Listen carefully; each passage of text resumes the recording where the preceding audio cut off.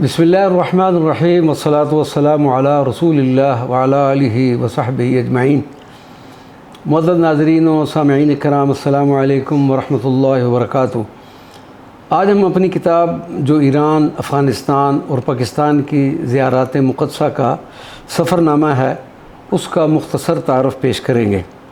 یہ سفر نامہ 3 ملکوں کے سفر پر مشتمل ہے، جن میں ایران، افغانستان اور پاکستان میں موجود زیارات مقدسہ پر حاضری کی روداد رنگا رنگ تصاویر سے مزین ہے۔ ایران کے سفر میں ہم نے جن شہروں اور جن زیارات مقدسہ پر حاضری کا شرف حاصل کیا وہ کچھ اس ترتیب سے ہیں۔ شہر مہان کرمان میں حضرت شاہ نعمت اللہ ولی، شیراز میں برادر حضرت امام علی رضا حضرت شاہ چراغ، حضرت شیخ سعدی شیرازی، بلبل شیراز حضرت خواجہ محمد شمس الدین حافظ شیرازی، حضرت شیخ روز بہان بقلی اور حضرت عبداللہ خفیف۔ قم المقدسہ میں حضرت معصومہ قم اور دیگر تاریخی مقامات۔ رے میں حضرت شاہ عبدالعظیم الحسنی اور کوہ بی بی شہر بانو پر حضرت بی بی شہر بانو کا مزار مبارک۔ سومیسرا صوبہ گیلان میں حضور غوث پاک رضی اللہ تعالیٰ عنہ کی والدہ ماجدہ سیدت فاطمہ ام الخیر سیدت نساء۔ بستام شریف میں حضرت بایزید بستامی اور خرقان معلیٰ میں رئیس المشائخین حضرت سیدنا ابوالحسن خرقانی رضی اللہ تعالیٰ عنہ۔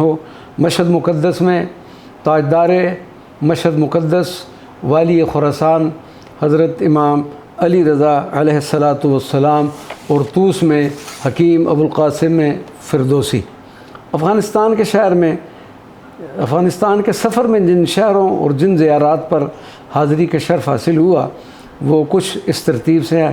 ہرات شہر میں عظیم عاشق رسول حضرت مولانا عبدالرحمن جامی، اور الحمدللہ ان کے مزار مبارک پر انہی کی تحریر شدہ نعت نسیمہ جانب بطحا گزر کن بھی پڑھنے کا اس بندہ کو شرف حاصل ہوا۔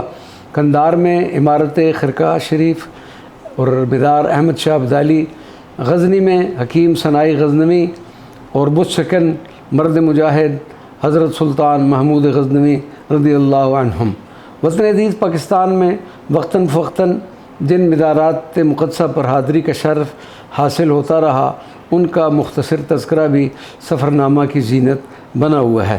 سفر نامہ زیارات ایران و افغانستان و پاکستان 296 صفحات پر مشتمل ہے، جس میں 24 صفحات پر مزارات مبارکہ کی نادر تصاویر موجود ہیں۔ اس سفر نامہ پر وطن عزیز کی کئی مقتدر شخصیات نے اپنے تاثرات ثبت فرمائے، اور اشاعت کے بعد کئی قومی اخبارات اور رسائل میں اس سفر نامہ پر تبصرہ جات بھی شائع ہوئے۔ کتاب ہادہ کا یہ ایڈیشن اگست 2000 میں شائع ہوا۔ کتاب ہادہ کے اس مختصر تعارف کے بعد بارگاہ رب العزت میں ملتمس ہوں کہ وہ ہمارے اس مختصر سے کام کو قبول و منظور فرما کر اس کو ہماری بخشش و مغفرت کا وسیلہ بنا دے۔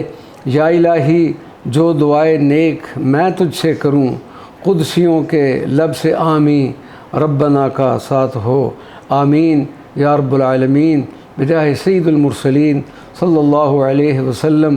السلام علیکم ورحمۃ اللہ وبرکاتہ۔